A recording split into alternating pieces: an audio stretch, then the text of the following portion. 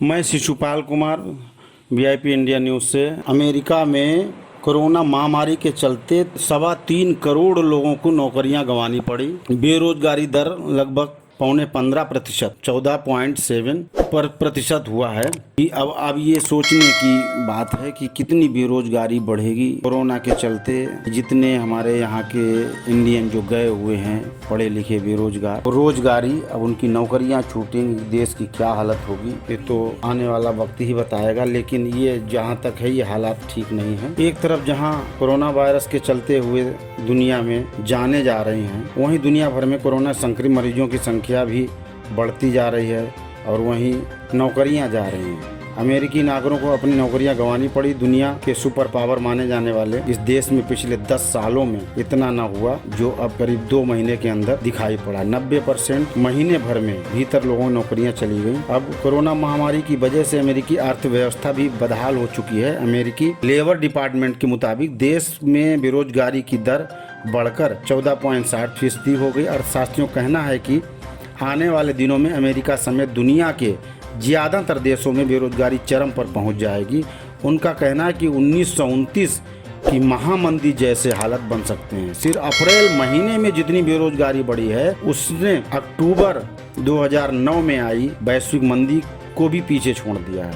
महिलाओं और अश्वेतों की ज्यादा गई नौकरियां, इसमें राहत पैकेज। इस बीच डेमोक्रेटिक सीनेटर चक शुमर ने कहा है कि कोरोना की वजह से पैदा हुए इस हालात से निपटने के लिए राहत पैकेज की जरूरत है, जिसे उन्हें रूजवेल्टियन स्टाइल पैकेज का नाम दिया है। लेकिन अमेरिका के राष्ट्रपति डोनाल्ड ट्रंप ने कहा है कि सरकार किसी भी तरह की वित्तीय राहत पैकेज को लेकर जल्दबाजी में कदम नहीं उठाएगी।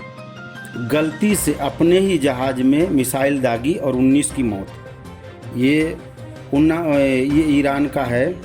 ओमान की खाड़ी में सैन्य अभ्यास के दौरान ईरान की एक मिसाइल अपनी ही नौसेना के जहाज पर जा गिरी, जिसमें 19 नाविकों की मौत हो गई, 15 लोग घायल हैं। इसमें ईरान की सरकारी मीडिया की रिपोर्ट के मुताबिक एक नई एंटी-शिप मिसाइल के परीक्षण के दौरान रविवार को यह हादसा हुआ।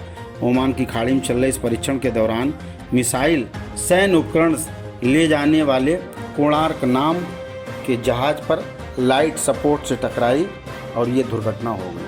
सबसे बड़ी आज कोरोना वायरस की जंग में भारत का हर मॉडल नाकाम क्यों रहा है? इसका क्या कारण है? भारत कोरोना वायरस की लड़ाई में जुटा हुआ है, लेकिन देश के कुछ सफल मॉडलों का जश्न मनाया गया और इन्हें पूरे देश में लागू करने की बातें भी कही गई।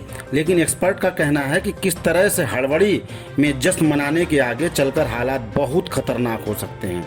वहीं उत्तर प्रदेश आगरा का ही आप ले लीजिए, पूरी दुनिया में ताजमहल के लिए मशहूर, लेकिन आगरा भारत के उन चुनिंदा शहरों में रहा जहां कोरोना वायरस महामारी का पहला पॉजिटिव केस मार्च की शुरुआत में ही सामने आया था। लेकिन पूरे मार्च भर ये कोरोना के मामले में सामने आते रहे, लेकिन संक्रमण फैलने की रफ्तार में कमी जरूर आई। यहीं से कोरोना के खिलाफ जंग में आगरा मॉडल का जन्म हुआ। ये सोशल मीडिया पर हैशटैग के तौर पर ट्रेड करने लगा और केंद्र सरकार ने भी इसकी बड़ी तारीफ की और मुख्यमंत्री योगी आदित्यनाथ सफलता का क्रेडिट दिया जाने लगा इनको। तो इसी के चलते चंद दिनों में ही चीज़ें बदलने लगी। अप्रैल शुरू होने के साथ ही कोरोना संक्रमितों की मामले में तेजी से 2 गुने होने लगे और शुरुआती सफलता धराशायी हो गई।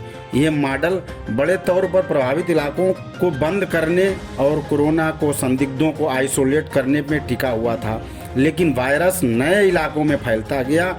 ऐसे में सरकार को दूसरे विकल्पों के बारे में सोचना पड़ा, जिससे आक्रामक रूप से टेस्टिंग करना भी शामिल है।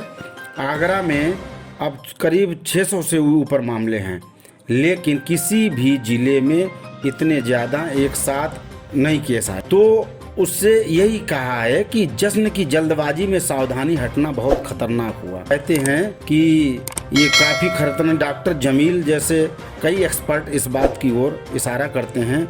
इस नोवेल कोरोना के वायरस के बारे में अभी बेहद कम जानकारी है। इसके बारे में पता ही पिछले साल आखिरी में चला।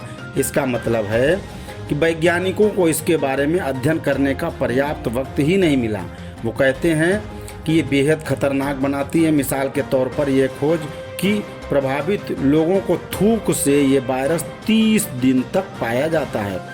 ये बताते हैं कि ऐसे में आप मरीजों को सफलतापूर्वक इलाज करने मात्र से यह जंग जीती हुई नहीं मान सकते। आपको और ज़्यादा सतर्क रहना होगा, यही एकमात्र इसका विकल्प है।